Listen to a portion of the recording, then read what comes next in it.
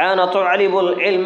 আমি একজন ইসলামের ছাত্র হিসাবে আজকে 27 জুমাদুস সানি 1447 হিজরি 19 ডিসেম্বর 2025 এবং 4 পৌষ 1432 বঙ্গাব্দতে আমরা অবস্থান করছি। আজকে জুমার খুতবার মওজু আলোচনার বিষয় হলো সুশিক্ষা না অর্জনই যুব সমাজ এবং মুসলিম সমাজ অধঃপতন, অবক্ষয় বা ধ্বংসের মৌলিক কারণ। উল্লেখিত বিষয়ের প্রতি পবিত্র কোরআন এবং সেই সুন্নাহর আলোকে এক গুরুত্বপূর্ণ তথ্য ও তথ্যবহুল বিবরণের আপ্রাণ প্রচেষ্টা রাখছি ইনশাআল্লাহ আজিজ। ওয়া মা তৌফিকি ইল্লা বিল্লাহ, আলাইহি তাওয়াক্কালতু ওয়া ইলাইহি উনীব। সুশিক্ষা বা দ্বীনি শিক্ষা বা ধর্মীয় শিক্ষা,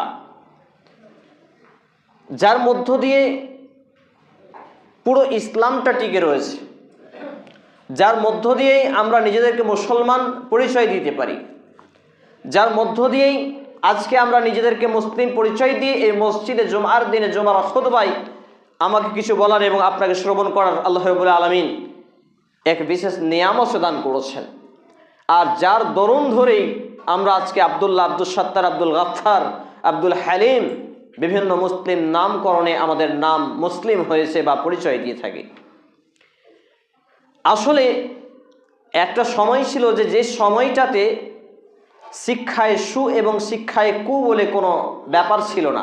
শিক্ষা মানে শিক্ষাই ছিল, কিন্তু শিক্ষার নামে যখন জালিয়াতি শুরু হলো, শিক্ষিত লেভেল নিয়ে ডিগ্রিধারী ব্যক্তিরা যখন অন্যায় অপকর্ম রাহাজানিতে যুক্ত হলো, ঠিক তেমনইভাবে যেমনভাবে ঘিয়ের সঙ্গে ডালডা মেশানো, দুধের সঙ্গে পানি মেশানো এবং সরিষার তেলে ভেজাল মেশানো, পরীক্ষণে যখন এগুলোকে, এইসব পণ্যকে খাঁটি শব্দ ব্যবহার করতে বাধ্য হলো, অনুরূপভাবে আমরাও শিক্ষার মধ্যে শিক্ষায় সু অর্থাৎ পিওর এডুকেশন এবং ব্যাড এডুকেশনে পার্থক্যকরণ করতে বাধ্য হয়েছি।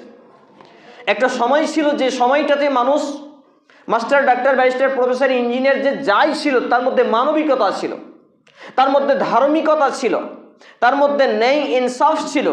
কিন্তু এখন দেখি তার উল্টো, যে যত বড় শিক্ষিত সে তত বড় বাটপার, সে তত বড় চোর ডাকাত, সে তত বড় লুটেরা, শুধু পকেট গরম, ভুটি গরম এ নিয়ে ব্যস্ত।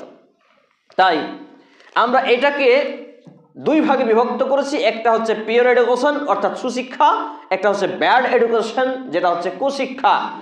সুশিক্ষা হলো ওহীভিত্তিক শিক্ষা, সুশিক্ষা হলো কোরআন এবং সুন্নাহ ভিত্তিক শিক্ষা, যা নাজিল হয়েছে বিসমিল্লাহর বা থেকে মিনাল জিন্নাতে অন্নাসের সিন পর্যন্ত এবং নবী মুহাম্মদুর রাসূলুল্লাহ সাল্লাল্লাহু আলাইহি ওয়াসাল্লাম